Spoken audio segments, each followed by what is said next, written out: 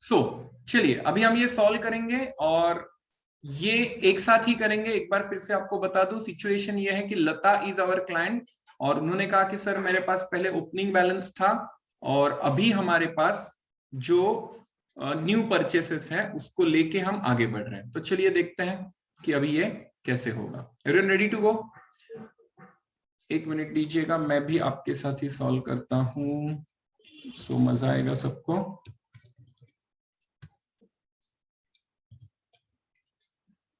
तो पहले मुझे बताइए, ओपनिंग बैलेंस दिया है, investment is a real account as we have discuss, तो इट इज एन एसेट। तो मुझे बताएंगे आप ओपनिंग बैलेंस कहाँ पे होगा? डेबिट साइड, क्रेडिट साइड, कौन से साइड पे होगा? Debit side. डेबिट साइड में होगा, राइट। तो चलिए डेबिट साइड में आते हैं और लिखते हैं डेट क्या है। डेट दी है हमें 1 अप्रैल 20। लिख दीजिए to balance brought down.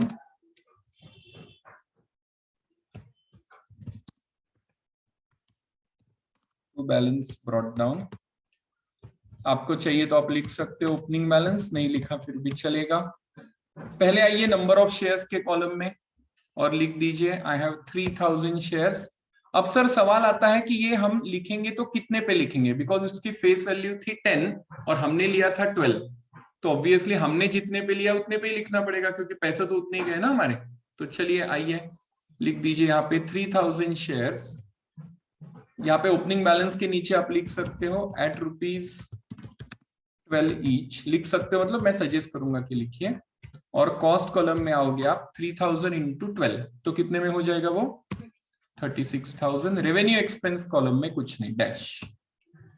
Generally इस कॉलम में कुछ आता भी नहीं है, लेकिन वो क्रेडिट साइड का रेवेन्यू इनकम कॉलम रखना पड़ता है डिविडेंड के लिए, तो उसको मैच करने के लिए डेबिट में ये कॉलम आता है। सो यहाँ पे जनरली कुछ नहीं आएगा। ओके, फिर उसके बाद क्या हुआ? उसके बाद उन्होंने कहा सर मैंने ना नए शेयर्स परचेज किए। सो हमारी एंट्री क्या होती है जब आप नए शेयर्स परचेज करते हो? Will you tell me the journal entry क्या होती है when you purchase the shares? Basic 11th में सीखी हुई entry, purchased. When you purchase the shares, what is your journal entry? Simple है ना, debit what comes in, credit what goes out, shares account debit या application to bank. हाँ, या फिर हम सिंपल भाषा में कह सकते हैं कि investment account debit to bank, right. Investment आया, पैसा गया, राइट, करेक्ट। तो आइए इन्वेस्टमेंट अकाउंट के डेबिट साइड में एक लाइन छोड़ दीजिए, डेट डाल दीजिए। क्या है डेट? It is 1720। लिख दीजिए to bank account underline share investment purchased. To bank account share investment purchased. चलिए देखते हैं, नंबर ऑफ शेयर्स है 7000 और कितने में लिए हैं आपने वो जरा देखिए तो। 16 रुपीज सर, एट 16 ईच। तो यहाँ पे आप नीचे लिख सकते हो एट ₹16 ईच। तो कीजिए 7000 divided, sorry multiplied by 16, 1,12,000। Correct. और रेवेन्यू एक्सपेंस कॉलम में ऑब्वियसली डैश। ओके, फिर क्या हुआ? आई होप यहां तक सब लोग कंफर्टेबल है, राइट, ग्रेट। 1/11/20 को लता ने कहा कि सर मैंने 5000 और शेयर्स परचेज किए। तो आइए debit what comes in 1/11/20 again to bank account share investment purchased.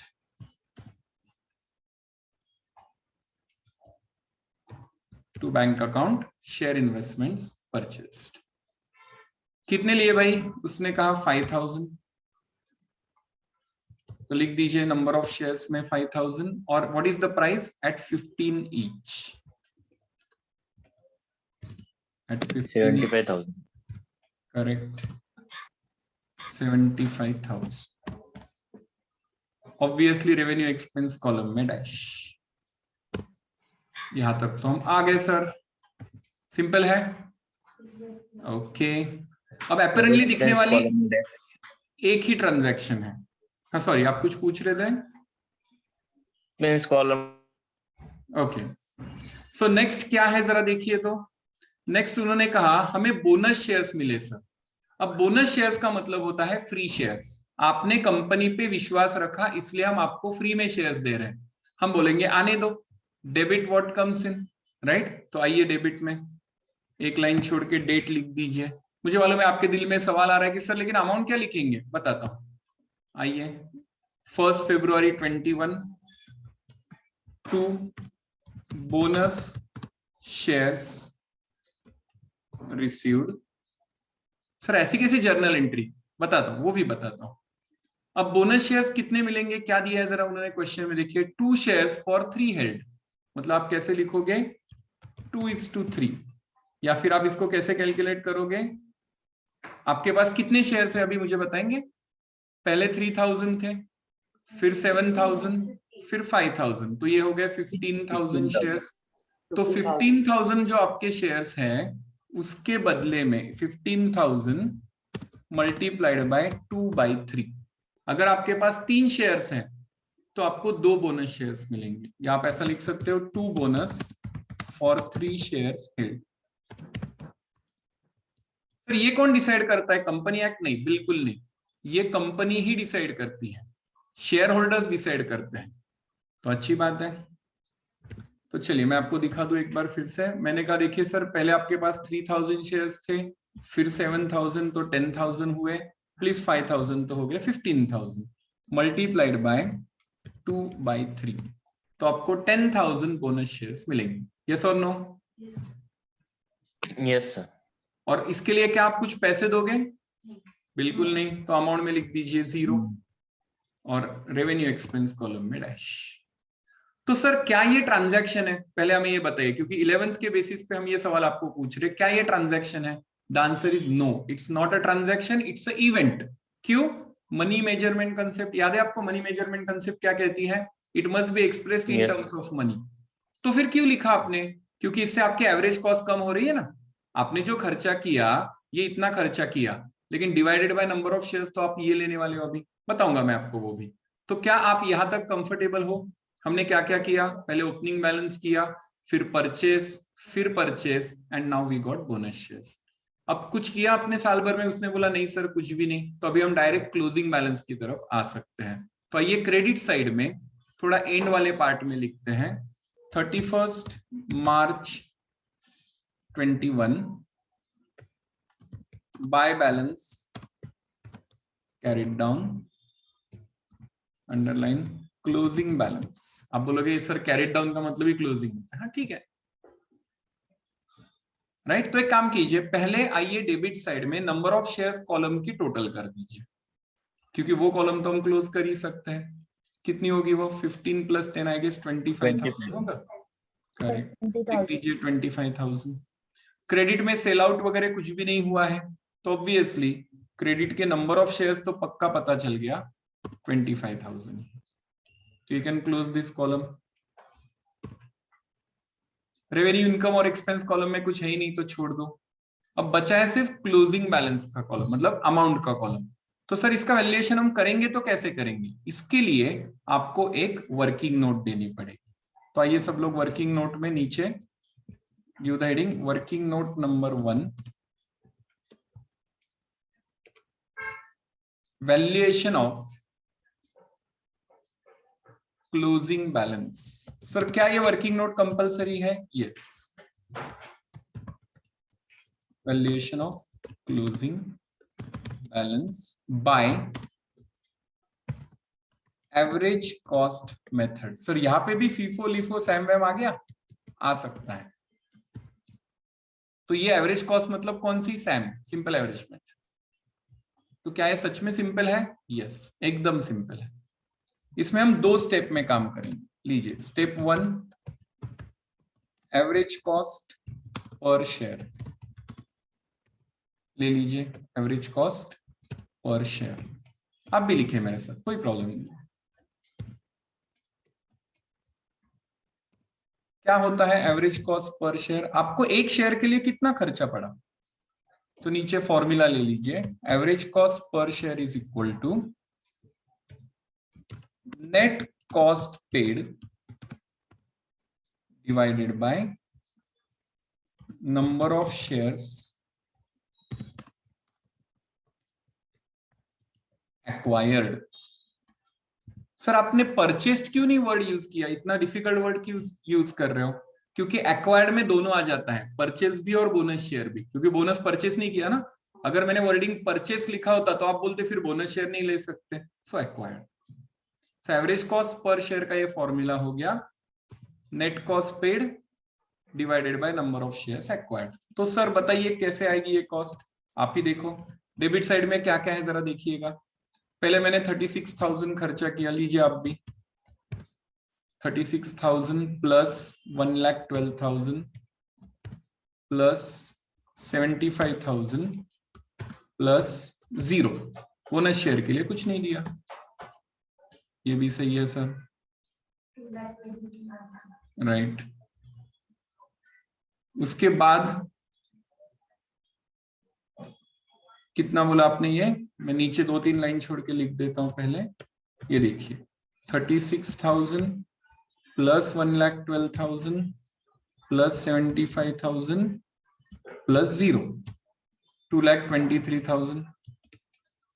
मैंने कहा ठीक है सर, इतना खर्चा करके आपको नंबर ऑफ शेयर्स कितने मिले? तो उसने कहा ये भी ले लो। चलो डिवाइडेड बाय, पहले हमने शेयर्स लिए थे, सॉरी पहले हमारे पास थे 3,000 प्लस हमने लिए 7,000 प्लस हमने लिए 5,000 और प्लस हमें फ्री में मिले 10,000। आपको समझ में आ रहा है? न्यूमरेटर में कॉस्ट ऐड नहीं हो रहा क्योंकि वो 0 है, लेकिन डिनोमिनेटर में आपके नंबर्स ऐड हो रहे हैं, नंबर ऑफ शेयर्स, तो इससे आपके एवरेज कॉस्ट पर शेयर कम होगी। Getting the point? इसलिए बोनस शेयर लिखना है। तो चलिए कीजिए नंबर ऑफ शेयर्स की टोटल, इट इज 25,000। तो अब निकालिए एवरेज कॉस्ट पर शेयर 8.92। ओके देखिए, भले आप यहाँ पे 8.92 लिखोगे, अगर ज्यादा डिजिट होंगे तो एग्जाम में 4-5 डिजिट तक रखना होगा, यहाँ पे नहीं है, अच्छी बात है।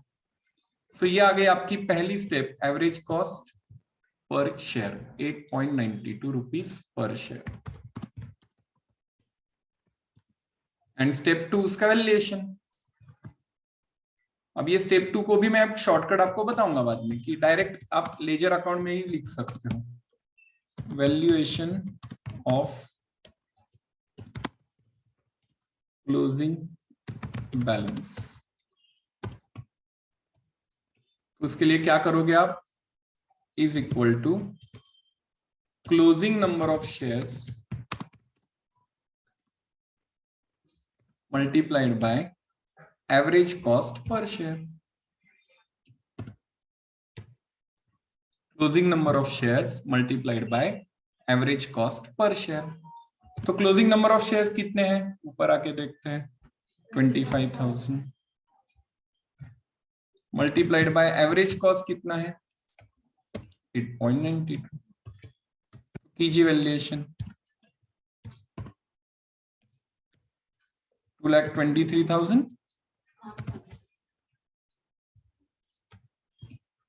ये हो गया आपका वैल्यू। आप बोलेगे सर क्या कर रहे हो, उसी अमाउंट से डिवाइड करते हो नंबर से और उसी से मल्टीप्लाई करते हो, वही आएगा ना। हाँ तो अभी आया ना, अभी तो कुछ ट्रांजैक्शन बाकी है ना, सेल बाकी है, सीखना, राइट शेयर, सब काम में आएगा ना।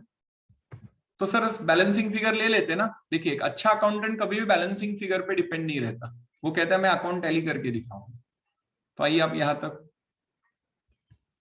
सब लोग आ गए। 2,23,000 इज योर क्लोजिंग बैलेंस। तो ये क्यों निकाला हमने, हमारे लेजर अकाउंट के लिए। आइए ऊपर आइए और लिख दीजिए इन्वेस्टमेंट अकाउंट में अमाउंट, सॉरी कॉस्ट के कॉलम में 2,23,000 and now you can close your cost column also। और ये हो गया आपका अकाउंट टैली।